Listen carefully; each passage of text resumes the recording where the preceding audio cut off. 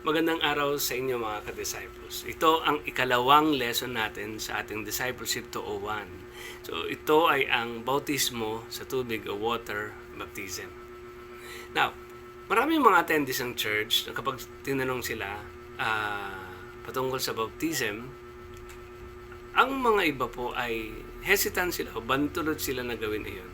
I don't know kung ganun ka rin ba noon. Marahil marami sa kanila ang hindi naunawaan ang kahulugan ng bautismo. O baka nga ikaw na nagpabautismo noon ay hindi mo din naunawaan kung ano ba talaga ang ibig sabihin nito. May mga concept ang mga tao patungkol sa bautismo. Una, sabi nila ang bautismo ay pagsali sa isang sekta o isang relihiyon. Ikalawa naman, ang bautismo ay nagbibigay ng kaligtasan. Kumbaga, parang bahagi ng requirement ito, no? Para magkaroon ka ng kaligtasan ay kailangan bautismuhan ka. Kung titingnan natin yon, yung nakapako sa krus ng Kalbaryo na kasama ng Panginoong Hesus, hindi rin sila nakapag-attend talaga ng church, no? Hindi rin sila nagpabautismo, kasi wala na silang time that time, no? Ibig sabihin, ang kaligtasan ay binibigay sa atin, no? Sa pamamagitan ng pananampalataya. Now, mamaya tatalakayin natin bakit nga ba kailangan magpabautismo. So ikatlo, ang concept ay ito ay nagdudulot ng pagbabago at hindi na dapat nagkakasala kapag nabautismohan na. Parang ganun nga ba ang mga patungkol sa tinatawag na konsepto. Now, yan ay magagandang concept o expectation patungkol sa bautismo, ngunit mas may malalim pa na kahulugan ang bautismo kung ating pag-aaralan. Now, kung paanong ibinibigay sa mga alagad ang Great Commission sa Matthew chapter 28 verses 18 to 20, ang sabi doon, go and make disciples of all nations. So, ang task ng church, malaman ng buong mundo na marinig ang gospel ng mga tao. Dahil ito ang magiging dahilan upang magkaroon sila ng kaligtasan. Dahil sa pamamagitan ng pangunawa sa gospel, ito po ay nagdudulot ng tinatawag po na pananampalataya. Pagpapahayag ng pananampalataya kay Kristo at pagtanggap. So, doon ay nagkakaroon ng kaligtasan ng isang tao. Now, ang bahagi ng Great Commission kasama sa utos sa Matthew chapter 28, kasama doon sa utos ang pagbabautismo sa lahat ng believers sa pangalan ng Ama, ng Anak at ng Banal na Espiritu Santo. Now, ang tanong sa atin, ano nga ba ang bautismo? Ito po ay isa sa dalawang sacraments, no? Kapag sinabing sacraments, ito po ay kapamaraanan ng Panginoon sa pagpapala sa mga nananampalataya sa Kanya, dapat gawin na isang practice o ceremony. Kung paano naniniwala tayo noon na ang sacraments ay 7, na ating nakalakihan dahil sa pagtuturo ng mga Romano Katoliko. Ngunit dalawa lamang ang malinaw na binabanggit ng Panginoon na dapat nating alalahanin at gawin. At ito yung tinatawag na water baptism at yung ikalawa yung tinatawag po na Holy Communion. So, pag sinabi ho natin sacraments, ito po ay means of grace. Pag sinabi naman natin ordinance, kasi ang tawag nila doon ay ordinance, ito po ay inuutos ng Panginoon. Kapag sinabi pong ordinance, inuutos na dapat nating gawin. So, ang bautismo sa tubig ay sacraments at the same time ordinance. So, ikalawa, ang bautismo sa tubig ay nagpapakita na tayo po ay may relasyon sa Diyos. Dahil ito ay isang tanda o palatandaan at selyo na tayo po ay may kaligtasan at tayo ay nagpapahayag na tayo po ay tagasunod ni Kristo. Ito po ay public proclamation ng ating pananampalataya na tayo po ay tagasunod ni Kristo. Kaya kapag hindi po tayo nagpapabautismo at tayo po ay believer ng Lord, no? Ibig sabihin parang kinakahiya po natin ang ating pong pananampalataya sa Kanya. So, mahalaga po yung tinatawag na bautismo sa tubig dahil ito po ay utos ng Panginoon. At the same time, ito po ay kapamaraanan ng Panginoon na tayo po ay pagpapalain ng Panginoon. Ikatlo, ito po ay pagsunod sa utos ng Panginoon sa buhay natin. Ikaapat, ito po ay ginagawa sa pamamagitan ng tubig. Sa Bible may binanggit na 3 modes sa Bible, no? Yung tinatawag po na sprinkling, tawag doon ay wisik. Matatagpuan po natin sa 1 Corinthians chapter 10 verses 1 up to 1 and 2. Ang blood ni Jesus was sprinkled for the cleansing of our sin. Yung wisik po ay makikita ho natin yan sa 1 Corinthians chapter 10 na kung saan dumaan po ang mga Israelites doon po sa nung nahati yung dagat, dumaan po sila sa gitna. At ang sabi doon, sila po ay nabautismohan. Pagdaan po nila doon. So, probably ang ano po ng water doon is yung tinatawag po na talsik ng water. So, sprinkling. Tapos, ikalawang mode po ng baptism ay yung tinatawag po na pouring. Pagbuhos. So, ang baptism ng Holy Spirit ay ginagamit ang salitang poured out. Ang mga priest noon, sa kanilang ordination ay ginagamit naman ang salitang bait. So magkakaroon tayo ng idea kung paano yung mode noon, di ba? Binubuhos, parang pinapaliguan. So ganun yung tinatawag po na pag-o-ordain sa mga priest. Si Jesus Christ, more likely, yung kanyang baptism ay hindi po ibig sabihin ng repentance, kundi ito po, ang ibig sabihin nito ay pag-ordain sa kanya as a priest. So, pouring, that is pouring. Ikatlong mode po, yung tinatawag po na immersion. Ito po yung tinatawag na paglubog.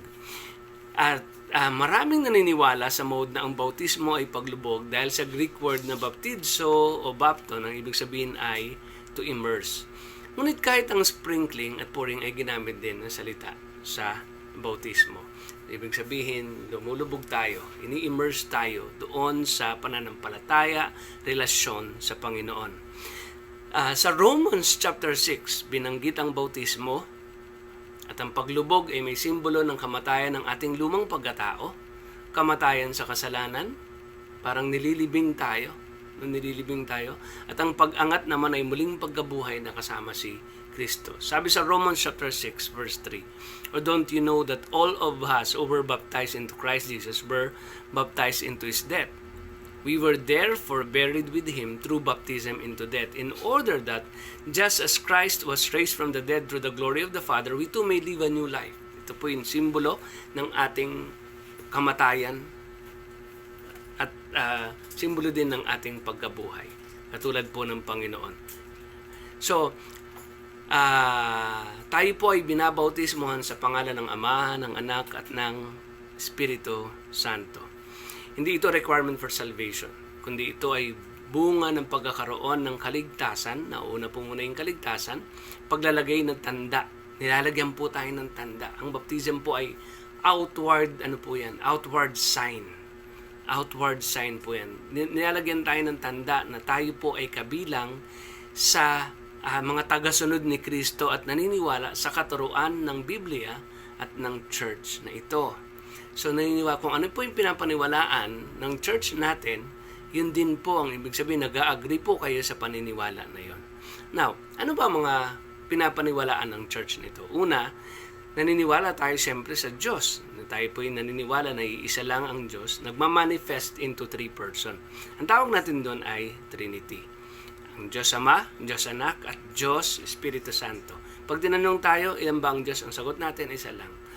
So, pero nagmamanifest siya into three person. So, wala sa Bible ang name na Trinity, ngunit ang kanyang essence, makikita po natin dahil sa binabanggit o sa pagbanggit ng Panginoong Hesus, mga propeta at mga disciples po ng Panginoon, sa pangalan ng Ama, ng Anak, at ng Espiritu Santo. Naniniwala rin tayo sa Panginoong Hesus, sa kaniyang pagka-Diyos. No? Dahil maraming po mga tao, naniniwala sila na si Jesus Christ po ay tao lamang. So, pero tayo po, naniniwala tayo na siya ay fully God and fully man. Diyos na nagkatawang tao, pinanganak bilang tao, nagpakababa, nagsakripisyo para ibigay ang kanyang buhay upang ang tao ay magkaroon ng kapatawaran ng kasalanan. May balik ang relasyon sa Diyos, bunga ng pagsaway ni Adam and Eve, na nagdulot po ng pagkahiwalay sa Diyos. Sa pamamagitan nito, through faith kay Christ, pananampalataya kay Kristo, ay tatanggap ng buhay na walang hanggan at ginawa yan ng Diyos dahil sa kanyang pagmamahal sa atin. So, si Jesus Christ po ay fully God and fully man. Then, naniniwala rin tayo na ang banal na Espiritu Santo ay Diyos din. Ang tawag sa kanya ay ikatlong persona. Siya ay distinct person, ibig sabihin, meron siyang separate personhood sa Ama at sa Anak. Ngunit co-equal po siya. Pag pinag-usapan po ang kanyang pagka-Diyos, siya po ay pantay sa pagka-Diyos sa Ama at sa Anak. He is person. No? Pag sabi natin persona, ibig sabihin siya po ay merong emotion, meron siyang sariling desisyon, meron siyang, kumbaga, nag-guide po siya, nagsasalita po siya. He was called as eternal, one of the attributes of God. So, ang tawag sa kanya eternal. At yan po ay isa sa mga attributes po ng Panginoon o ng Diyos, ng pagiging isang Diyos. Yung tinatawag na eternal. So, kung paano pong lahat ng mga nilalang ay may simula, ang Espiritu po ay walang simula. Ibig sabihin, meron siyang attributes ng Diyos. So, He stays with the believers, He guides and comfort God's people. So, yun po yung banal na Espiritu. Hindi lang po siya extension of God's power ayon po sa paniniwala ng iba, na hindi po siya persona. Pero may kita ko natin nag-grieve po siya, nag-guide po siya, nagtuturo po siya, nagsasalita po siya. So, yun po yung banal na Espiritu Santo.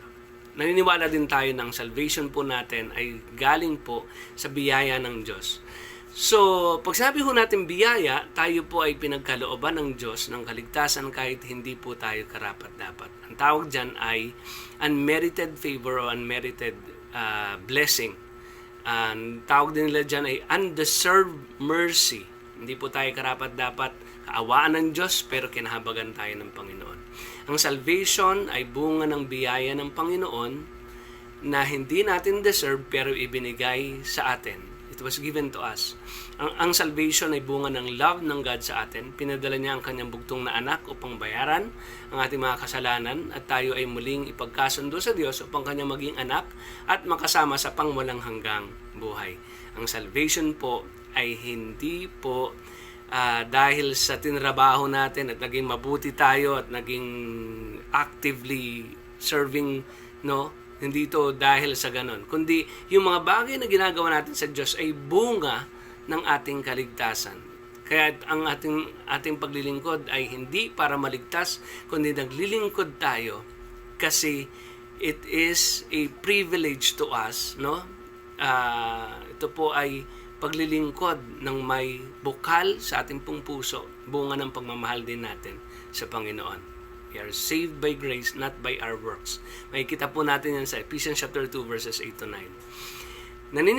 Naniniwala din tayo sa Scripture or the Bible is the Word of God. No, ang Bible po does not only contain the words of God, kundi ano man ang nakasulat sa Bible, salita ng Diyos. It is inspired. It was intended to be written for us to have knowledge and understand the message and the meaning of the Scripture and understand the gospel.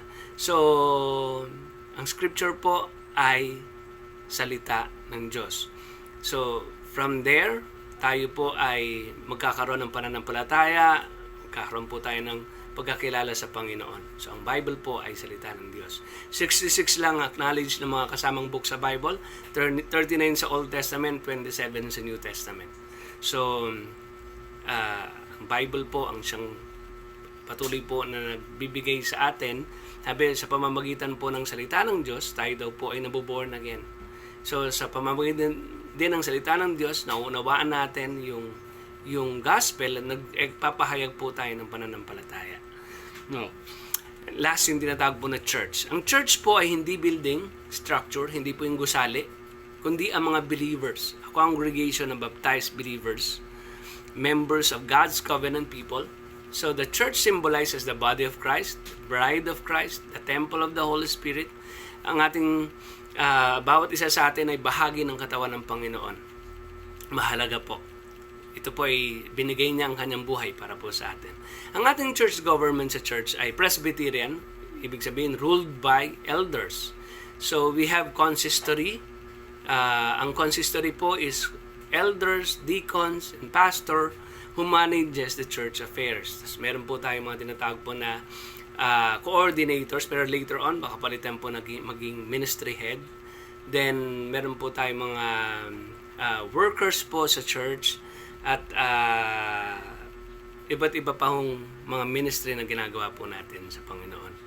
Now, sino-sino ba ang mga dapat bautismuhan?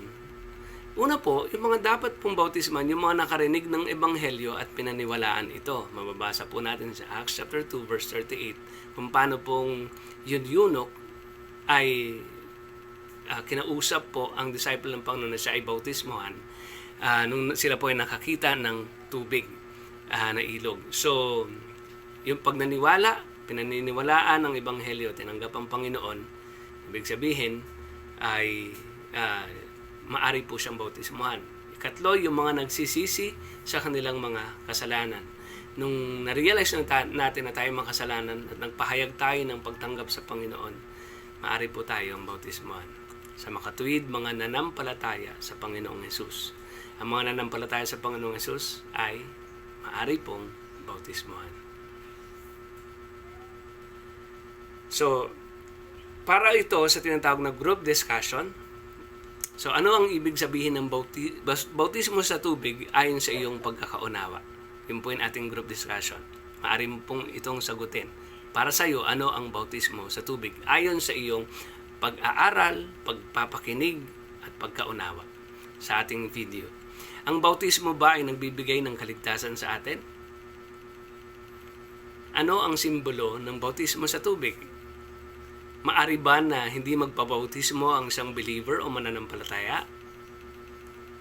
At anong ibig sabihin kung ang isang believer ay ayaw magpabautismo? Maari nating idagdag, ang mga unbeliever ba ay maaring bautismohan sa tubig? Yan po yung mga group discussion o maari po nating ipasa ang ating pong mga sagot sa ating pong mga overseer o yung tinatawag po na coordinators po pala.